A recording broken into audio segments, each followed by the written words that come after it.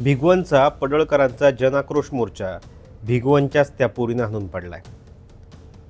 ज्या पोरीला पळून नेलं गेलं असं सांगितलं गेलं, 2 पोरांनी तिचं अपहरण केलं, भाऊ आणि आईच्या डोळ्यात चटणी टाकली आणि हिंदू मुस्लिम प्रकरणाचा अँगल ज्या प्रकरणाला दिला गेला होता ते प्रकरण आता वेगळंच असल्याचं समोर आलं. हे धार्मिक तेढ निर्माण करणारं प्रकरण असल्याचं सांगितलं गेलं होतं, मात्र हे प्रकरण आता प्रेमाचं आहे.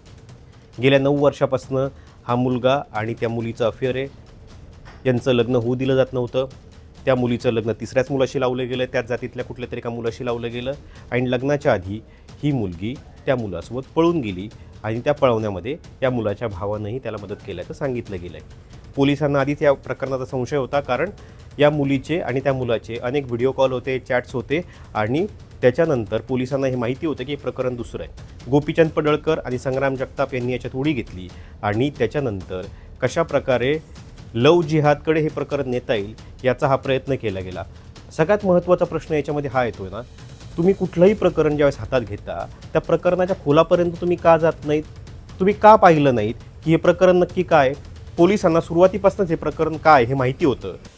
गोपीचंद पडळकरांना ती माहिती मिळणं सहज शक्य होतं. मग हे प्रकरण राजकीय बनवलं गेलं, त्याला एक धार्मिक रंग दिला गेला आणि लोकांची माथी किंवा पोरांची माथी भडकवली गेली. आता जे भिगवणचं वातावरण बदललं आहे, जी एक सामाजिक तेढ निर्माण होते आहे तिथे, त्याला जबाबदार कोण? या गोष्टींचा विचार होणं गरजेचं आहे.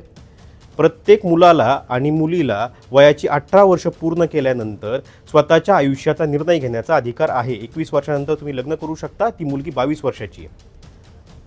त्यामुळं हे छोटं प्रकरण, 2 लोकांमधलं प्रकरण, 2 कुटुंबांमधलं प्रकरण अख्ख्या गावाचं आणि अख्ख्या राज्यामध्ये वातावरण जे खराब झालं आहे त्याला कारणीभूत ठरतं आहे.